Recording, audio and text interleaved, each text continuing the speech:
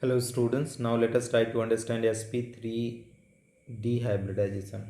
Okay, so sp3 dehybridization, when you are talking in the detail student, so 1s orbital and 3p orbital and 1d orbital. See, 1s 3p 1d orbital combine and give 5 identical orbital called sp3 dehybridization.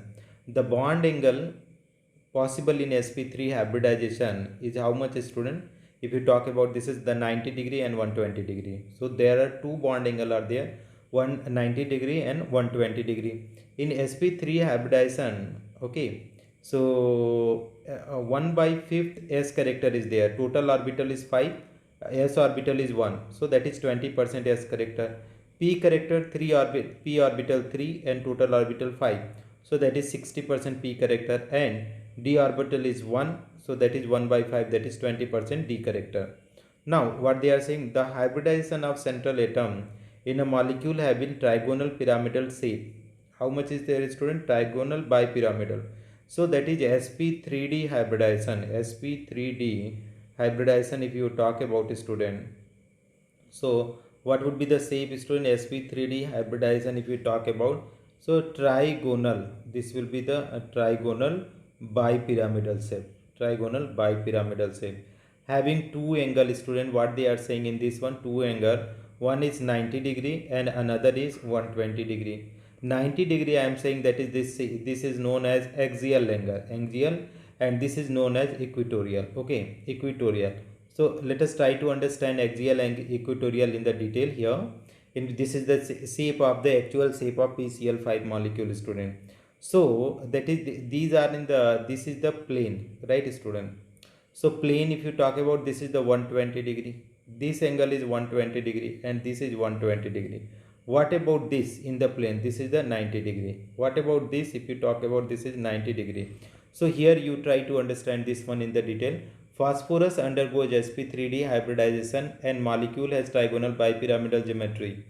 3 PCl bond lie in the plane and makes an angle of 120 degree with each other. Okay, 120 degree with each other. How?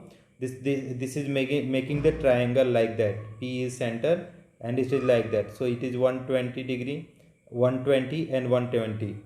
Again, these bonds are termed as equatorial bonds. So these are, whatever this bond we learn, that is 120 degree. These all the three are the equatorial. This is what known as equatorial.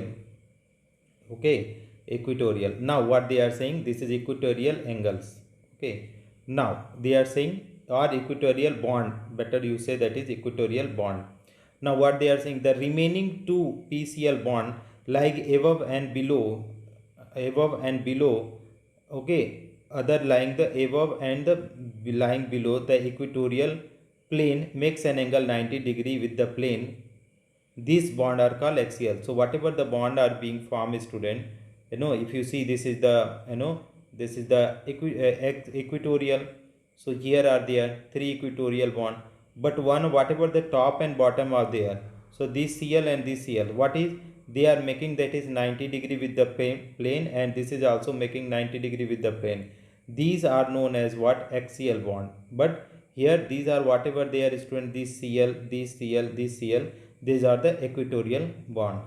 Now the axial bond have been found to be longer than equatorial bond, since axial bond cl experience greater repulsion from the equatorial PCl bond. Okay, as a result PCl5 molecule become more reactive.